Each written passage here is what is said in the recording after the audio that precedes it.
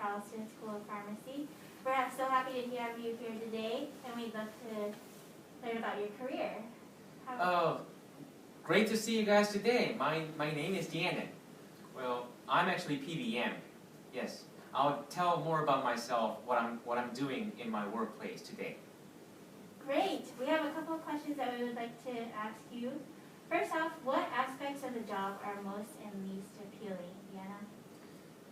Well, first to start with, I like to affect the making of policies, and I like to evaluate policies. I don't like to defend my position that I'm not a bad guy. I don't like to be seen as a bad guy either. My job is essential for justice, rights, and for people who are following the law and not abusing the system. Especially independent pharmacies are making many angry phone calls daily basis because independent pharmacies are not doing great nowadays, and competing with chain pharmacies is becoming harder and harder. Their money is more valuable than corporate chain pharmacies as a mom and pop shops. It takes longer to process on top of people who don't want to be corrected and heard that their records are wrong when it comes to independent pharmacies. Having a certain degree of compassion is necessary when interacting in these types of situations. Thank you. What are your daily primary responsibilities as a fraud, waste, and abuse auditor? My primary responsibilities are managing my team of auditors and giving a final check for every piece of the audit process. I give a final yes approval for which pharmacists have been selected for auditing process for this particular time and date, and given approval to audit from this pharmacy at set time and date, and plant as well, accepting responsibilities for my panel approval. I'm involved in the actual audit process and compile the report for preliminary decisions. I approve of final reports as well. I approve also the amount of money recovered from the processes we actually gone through for the auditing processes. We also work for the county department. I take concerns for my team and supervisor and upper management level teams to let them change policies if discrepancies were discovered and things could be improved. I can also propose projects during our interdepartmental meetings. I coordinate different departments with different policies. As an abuse auditor though, I monitor the contracts signed for their terms in the pharmacies. It is a more retroactive approach than other fraud waste auditors, who is a more prospective approach.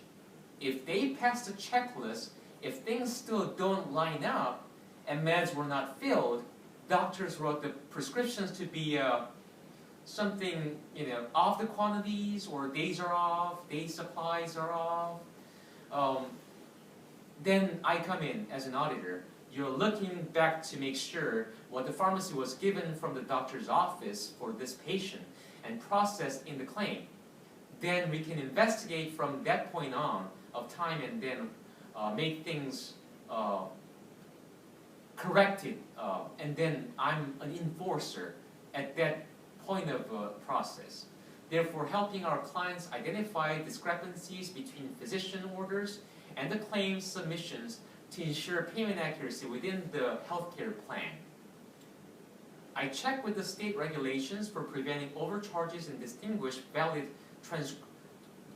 prescriptions versus the ones that are incorrect. Then I also check all the claims submitted and penalize them for errors. I give final approvals and checks for every pharmacy and approve them of final reports and work with the accounting department in writing contracts to prevent further abuses. One aspect of the job includes desk type audits, which is kind of different than the mentioned two. Auditors work with insurance plans, commercials, contracts, as it doesn't really change.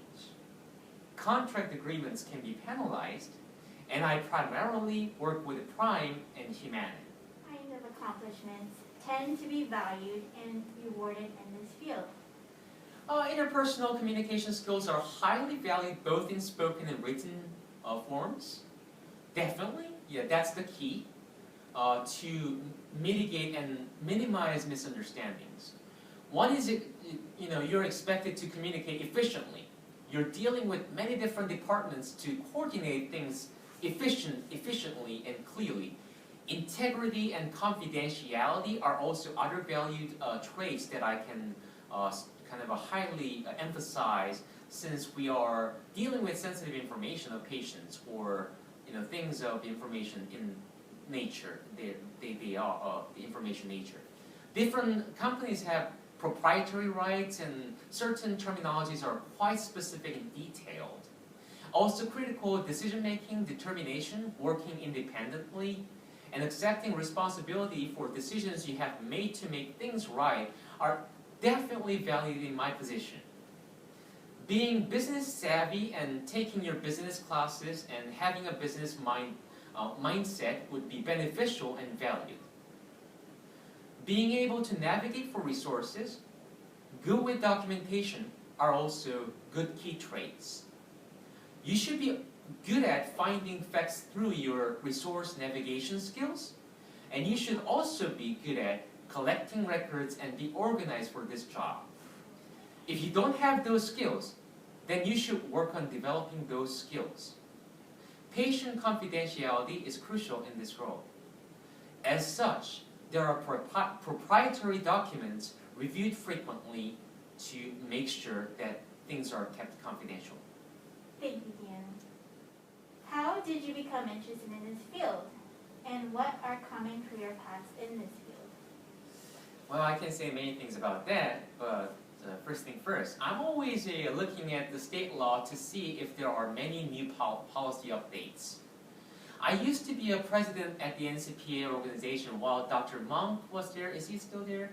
But anyway, back then, the state law were more involved with independent pharmacists when we were learning about the state laws at that point in time.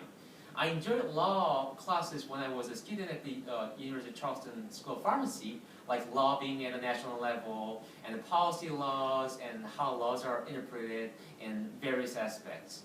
So I always had that interest. I was an intern at CVS during school, and retail pharmacist, a manager after I just graduated out of school. I switched to becoming a clinical pharmacist for Medicare Part D for the Caremark side, in conjunction with the PBM decisions and a prior authorization role for the company. I took some months off to take care of my kids as well at the same time. I had multiple things going on. We moved to Texas, and I started this role here in a small company. Now I'm in. It's esteemed. I do work in a corporate office here, and it is my career at this point. I thought retail was going to be the end game for me, that I would do forever. It turned out that I'm in a different position. Things change. Thank you, Deanna.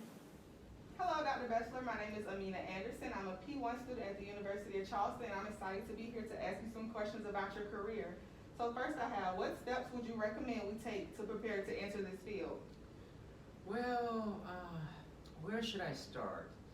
Stay up to date with different industry trends and subscribe to different organizations to receive appropriate information can help. That's one route that I would venture for, and asking students to kind of investigate for themselves. I advise one to have a scientific background, like a science-oriented background as well. Accept responsibilities, certain responsibilities, and be compassionate is a key when dealing with the different groups of customers, especially such as independent pharmacy owners in this case. Thank you very much for that answer. What kind of education, training, or background does your job require? Taking some business courses would be beneficial. At some time, I was a clinical pharmacist as well. Actually, I'm a board-certified geriatric pharmacist. I do have that board certification of geriatric pharmacist certification, and I collaborate with various departments in my job, especially IT department, because it is beneficial to have a coding background, although it's kind of a minimal or basic. Just having some basic coding background skill is very definitely something to be recommended. Thank you. What skills, abilities, and personal attributes are essential to success in your job in this field? The business side of the aspect is valued if you plan to move up the chain in this field.